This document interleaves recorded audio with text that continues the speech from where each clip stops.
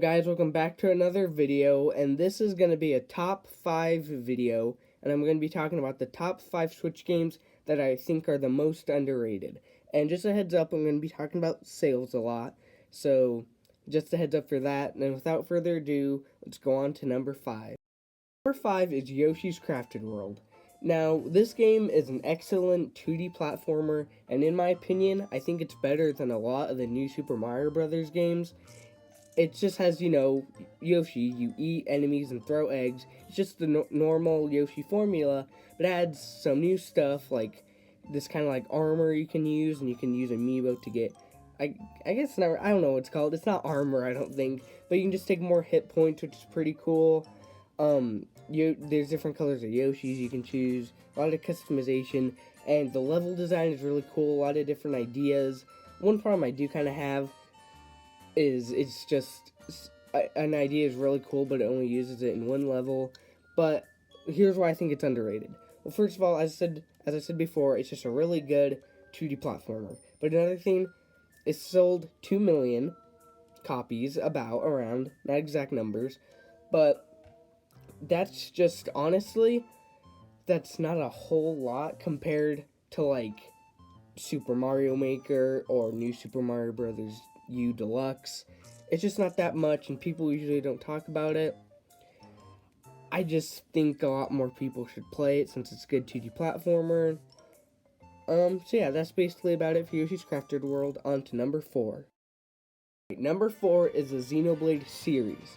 Now, I didn't just choose one game, since I think both Xenoblade Chronicles Definitive Edition and Xenoblade Chronicles 2 are pretty underrated. Yes, a lot of people know about the games, but not that many people actually own the games. So, Definitive Edition, which came out pretty recently, it has sold 1.5 million copies about. And Xenoblade Chronicles 2, which has been out since 2017, has sold almost 2 million copies. That's pretty good, right? But honestly, with how good the games are, with how good the battling is and how good the story is, it's just kind of a shame that not more people have played it. And yeah, I get it, they're not for everybody. Not everybody likes big, long, 100-hour RPGs. But to be honestly, sometimes when you're playing these games, you just kind of forget how long you're playing, and then you save, and it says that you've played for like another hour, and it's like the shortest hour ever, just because they're such fun games. And honestly, I hope we get Xenoblade Chronicles 3 soon, and I think Smash Bros. Has definitely given the Xenoblade series a lot more popularity. So that's about all I have to say for Xenoblade Chronicles, the series. Again, all these games on this list, I think everyone should play it. And this is just these two games, I guess, are just really, they tell really good stories, they have great gameplay, beautiful graphics. Everyone always complains, oh, it's not HD or it looks crap in handheld.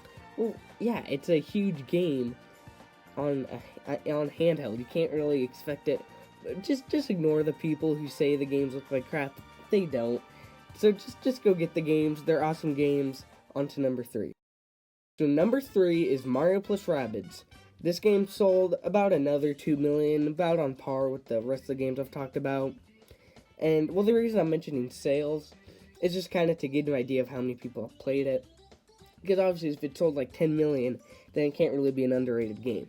And yes, if a game sells over a million, it's usually considered to be usually be considered a success.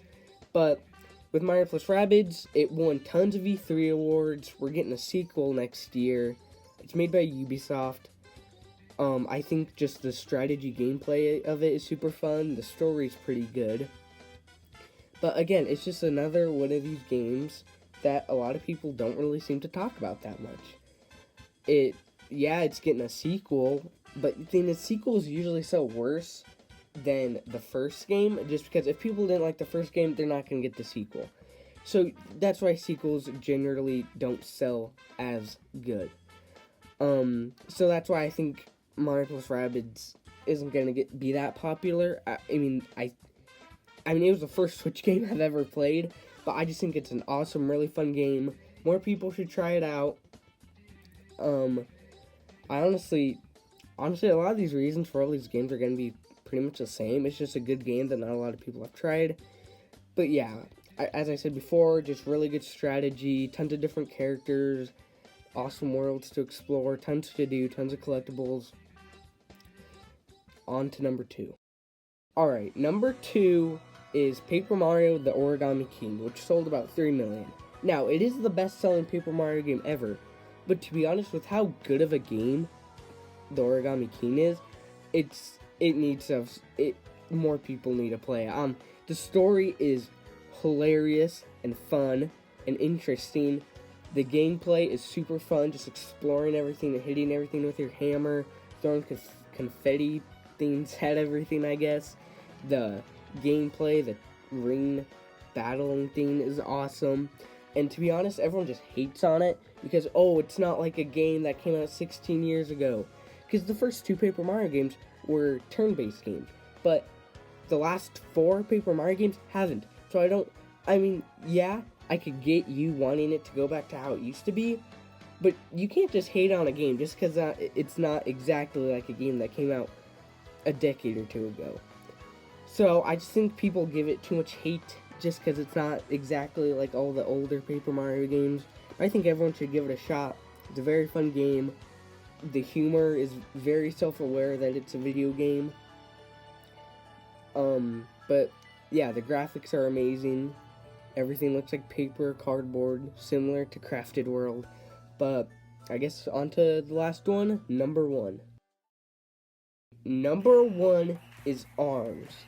Now, ARMS sold 2.3 million, which seems like a lot for a new IP, but Splatoon on the Wii U, which the Wii U is a failed console. Well, sort of failed. They had great games, but it just didn't sell that well.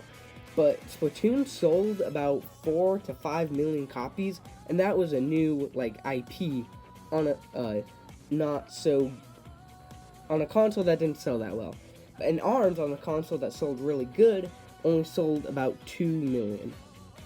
So obviously Smash Bros kind of helped ARMS with Min getting in. So I think Smash Bros does help a lot with boosting a game's popularity.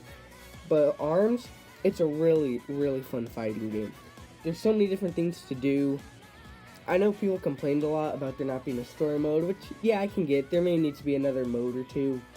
But the amount of replayability with the Grand Prix, it's kind of a lot like Mario Kart. You know, there's tons of characters to choose from, tons of different arm combinations you can use, tons of different awesome stages. It's a lot like Mario Kart in a way, where you can just keep replaying for fun. Just because, in Mario Kart you choose different character, different kart combo, different Grand Prix courses, things. So yeah, it's kind of just sure, there's not a lot to do, but there's just so much replayability and how much different creative things you can do. And to be honest, I have ARMS at number 1 just because I've played a lot of ARMS, and I just think it deserves to be as popular as Splatoon. It's just as good, in my opinion. So that about wraps up what I wanted to say. I might do maybe a part 2 in the future once I figure out more underrated Switch games. Let me know what you guys think. Do you think these games are underrated? Did I get any sales numbers for the games wrong? Because I just used Google. What Switch games do you think are underrated? And thanks for watching Nintendo Box. See you next time. Bye.